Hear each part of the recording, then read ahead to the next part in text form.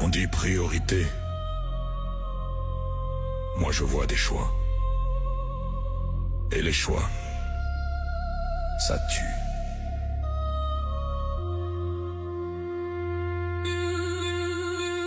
10,2 milliards pour un nouveau porte-avions. Un palais d'acier, un drapeau, une démonstration. Un monstre prévu pour durer, pour frapper loin, pour peser. Pendant qu'ici on manque de mains pour juste soigner. Dans les urgences, à course à craque, ça tient par habitude. Des soignants lessivés, des couloirs pleins d'ennemis rudes. Se former devient un luxe, respirer devient un défi. Mais la guerre, elle trouve toujours son tapis. On parle de sécurité, on parle de menaces, on parle d'ennemis. Mais l'ennemi du quotidien, c'est aussi l'abandon, l'oubli. Quand t'as besoin d'un lit, d'un soin, d'un rendez-vous, on te renvoie demain et demain c'est trop flou. On finance la guerre, on sous-finance la vie, on finance la guerre, et le peuple paye le prix. 350 000 sans domicile en hébergement ou à la rue, des corps qui dorment sous néon, sous pluie, sous refus. La nuit c'est pas un décor, c'est une mort sur qui colle. Et l'État regarde ailleurs pendant que la rue isole. Et qui tient le monde debout quand il s'écroule. Les assos, les bénévoles, ceux qui n'ont rien mais qui déroulent. Les restos qui servent des millions de repas, des files entières. Des bébés comptés, des familles, des regards qui se baissent par fierté. Croix-Rouge, SAMU, Social, MAU, ceux qui ramassent les morceaux. Pendant qu'en haut on signe des lignes à zéro, des contrats démo. On a des budgets pour l'acier, pour la doctrine, pour la parade. Mais pour la rue on fait appel à la bonté, à la débrouillade.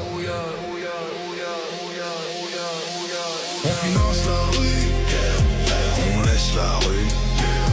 On finance la guerre, et la fin continue. Quand l'humanité dépend de bénévoles, et que la puissance dépend de milliards, alors la question est simple.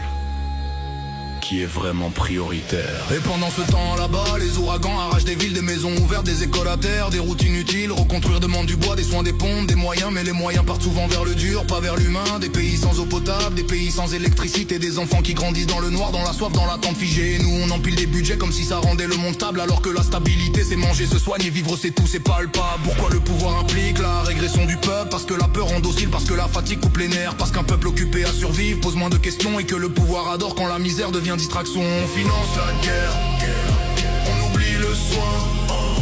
On finance la guerre, on serre les poings. Les guerres existent depuis des siècles, peut-être avant même les livres. Toujours la même histoire, dominer, prendre, punir, diviser pour tenir. Elles détruisent les femmes, les peuples, les rêves, les habitudes. Elles s'invitent dans les prix, dans les écrans, dans la peur qui s'incruste.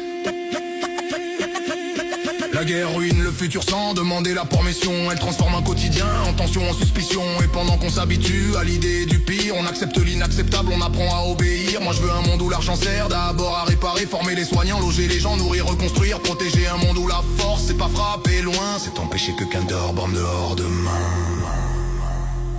Un porte-avions c'est un symbole, un lit d'hôpital, un repas, un toit. C'est la vie.